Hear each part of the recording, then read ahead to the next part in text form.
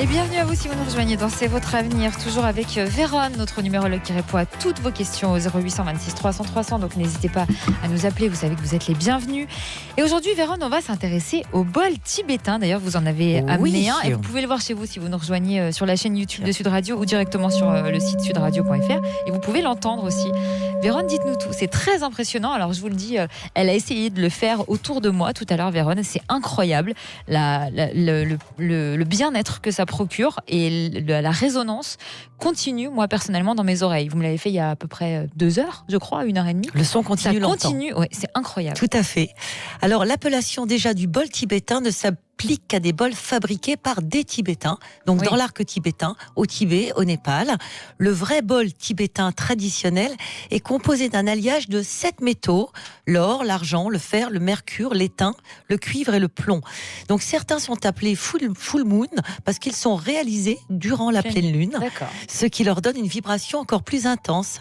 Donc chaque bol tibétain est unique et lorsqu'on le fait chanter, il se produit une note en lien avec un chakra. Par exemple, celui que vous venez d'entendre est relié à Vishuddha, le chakra de la gorge, donc c'est un sol. Quand on frappe un bol tibétain avec une maillotche ou qu'on le fait chanter avec un stick, il se dégage un son alchimique extrêmement puissant, grâce justement à l'alliage des 7 métaux qu'il constitue. Et cette vibration très pure a un taux vibratoire très élevé qui va en quelque sorte anéantir toutes les vibrations négatives accumulées sur des objets, des bijoux, des pierres, etc.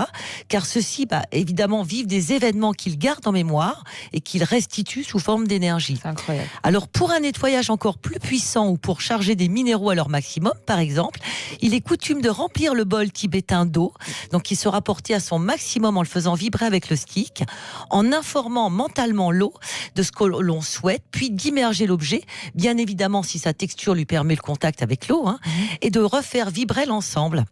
Alors pareil, on peut aussi utiliser le bol tibétain pour soi, en le passant autour de son corps, comme on a fait tout à l'heure, ainsi que sur tous les chakras.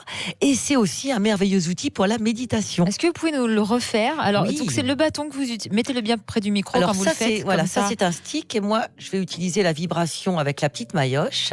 Donc mettez-le bien près du micro. Je ne vais pas parler exprès. C'est incroyable. Non, mais vraiment, si jamais vous en avez un chez vous, venez nous en parler. Très très longtemps. Oui, je vous le confirme. On accueille Élodie.